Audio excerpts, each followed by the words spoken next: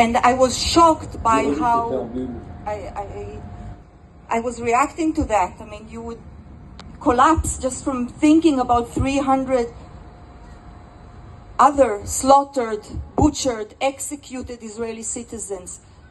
But it's like, I don't want to use the word indifferent, we became robots because we have to function, and the horror news just keep coming in every hour, sometimes every minute. And there's no big difference between 700, 900 or 1200 people. Total soutien avec Israël, total soutien. Am Israël Chai. Voilà. Baruch Dayan Amet pour toutes les victimes et courage pour ceux qui restent. But we cannot contain so much. We have those names that you have here, we have those stories, we have those faces. I spoke about Kfir and Ariel, those sweet red-haired babies yesterday in Zurich, but how many more babies were slaughtered in their bed? How many more babies are now in Gaza? We don't even know. I don't want to go too much into graphic descriptions, but you have to understand the situation in Israel now.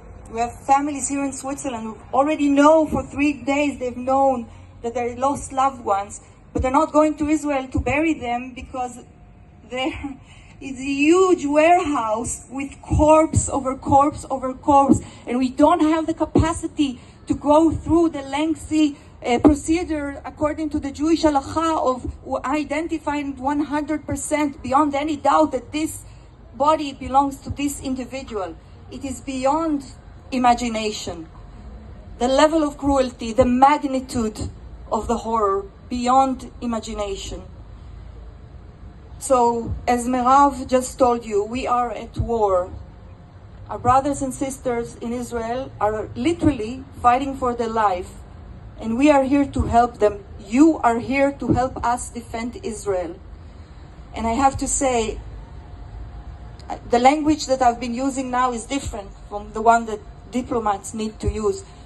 We are not asking for help from our friends in the international community. We are demanding it because we are fighting not just a terrorist organization that wants to destroy the state of Israel and exterminate babies and toddlers.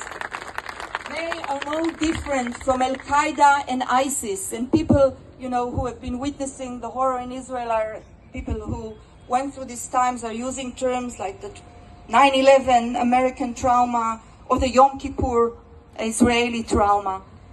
The magnitude is just unimaginable in all those cases.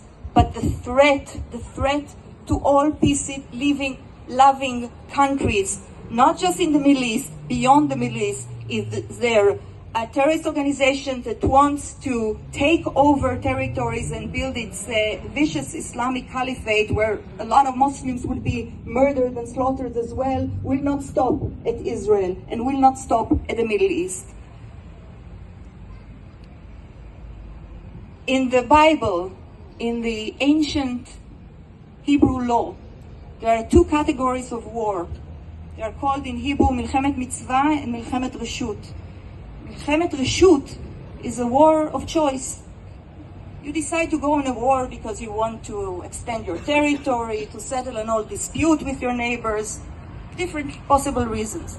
And there are rules who should go, who should be enlisted, and who shouldn't. And there are cases where people are exempted because they have a personal or family situation that is considered important enough to justify their exemption. But the first type, Milchemet Mitzvah, a holy duty to fight, is one that is based on necessity.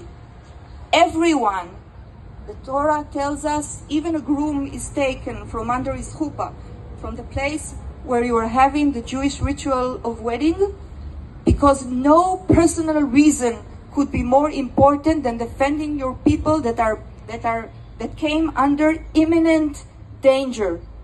Your people, your country. Make no mistake. Israel now is in the midst of Milchemet Mitzvah.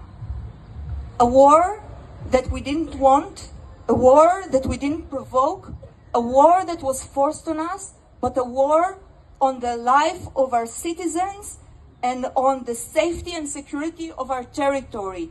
We're fighting for the future of the state of Israel, which as we speak right now is coming under danger, and not just from Hamas and Palestinian Islamic Jihad, from their vicious backers from other fronts and other parts of the region. And we join together with the international community and all peace-loving nations in the Middle East and outside the Middle East. We should join hands in the holy duty to resist that evil.